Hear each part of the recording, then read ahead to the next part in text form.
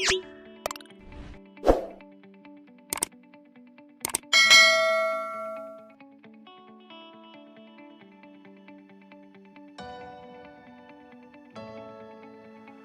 First masala பூரியோட gravy செஞ்சிடலாம். அதுக்கு 1 cup அளவுக்கு காஞ்ச பட்டாணியை நான் ஊற வச்சு எடுத்திருக்கேன்.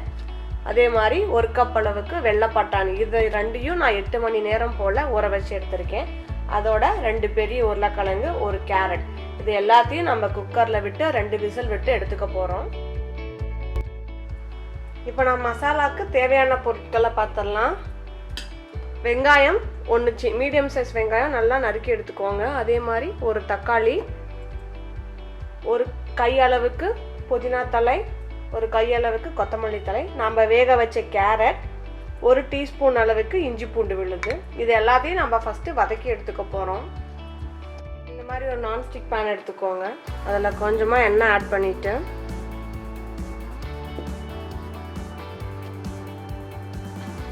எண்ணெய் காஞ்ச உடனே ஜிஞ்சர் கார்லிக் பேஸ்ட்,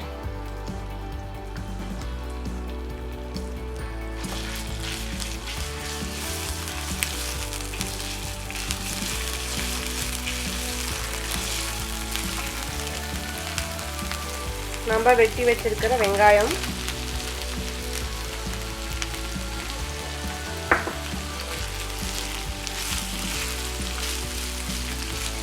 வெங்காயம் நல்லா கொஞ்சம் பொன்னிறம் ஆற முடிக்கும் நம்ம வதக்கணும்.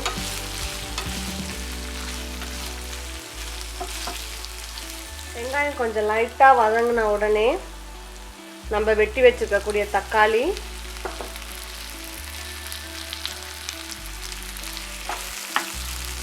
இதையும் நல்லா நம்ம வதக்கி எடுத்துக்கிறோம்.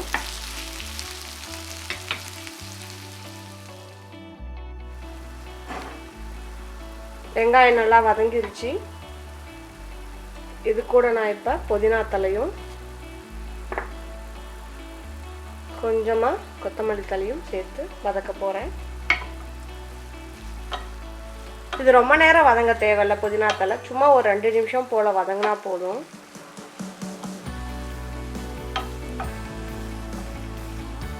இது வதங்கட்டும். அப்புறமா நம்ம வேக வச்சிருக்கக்கூடிய கேரட்,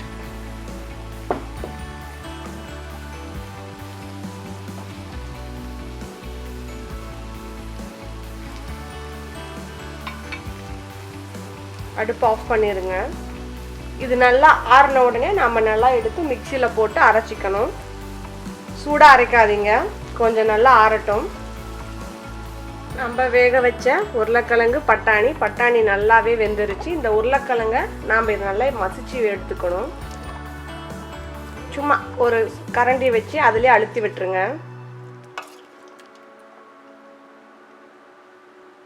நான் செஞ்சிருக்கிற கிரேவி வந்து ஒரு 7லேருந்து 8 பிளேட் அளவுக்கு வரும். நம்ம கடையில் வாங்கக்கூடிய பானிபூரி கிரேவி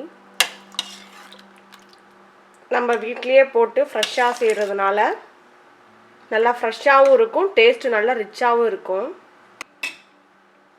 இப்போ நான் இதில் அரைச்சி வச்ச மசாலா ஆட் பண்ணுறேன். அதோட 2 கிளாஸ் அளவுக்கு தண்ணி,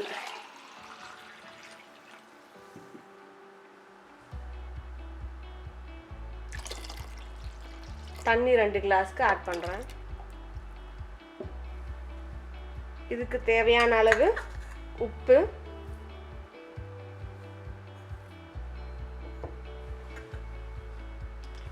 ஒரு டீஸ்பூன் அளவுக்கு ரெட் சில்லி பவுடர், 1 டீஸ்பூன் அளவுக்கு கரம் மசாலா, 1 டீஸ்பூன் அளவுக்கு சாட் மசாலா. இந்த 3 மசாலா மட்டும் சேர்த்தாவே போதும். நீங்கள் கிரேவி கொஞ்சம் கெட்டியாக இருக்குன்னு சொல்லி ஃபீல் பண்ணிங்கன்னா இன்னமும் கொஞ்சம் தண்ணி சேர்த்துக்கலாம். எனக்கு கொஞ்சம் கெட்டியாக இருக்குது. நான் இன்னும் 1 கிளாஸ் அளவுக்கு தண்ணி இதில் ஆட் பண்ணுறேன்.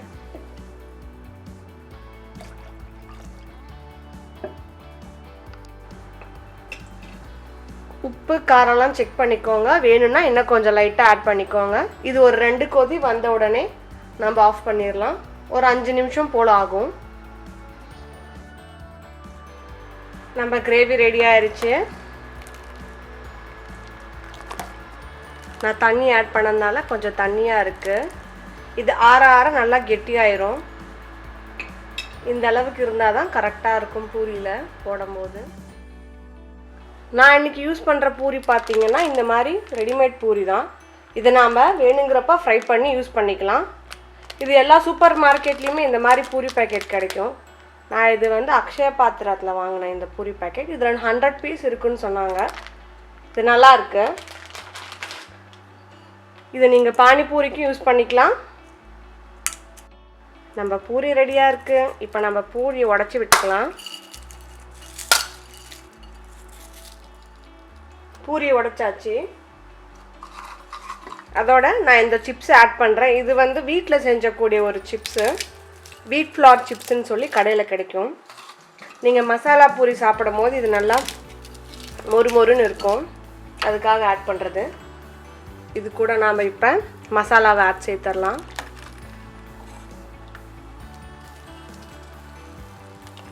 ஃபஸ்ட்டு பட்டாணி எடுத்துக்கலாம். பட்டாணி எடுத்து இது மேலே ஆட் பண்ணிவிட்டு நம்ம கிரேவி,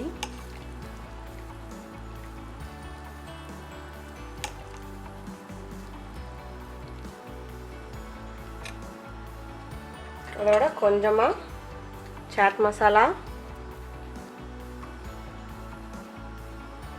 நம்ம செஞ்சுருக்கக்கூடிய க்ரீன் சட்னி,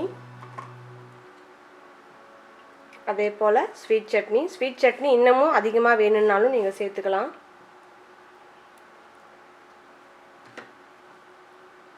கொஞ்சமாக துருவின கேரட்,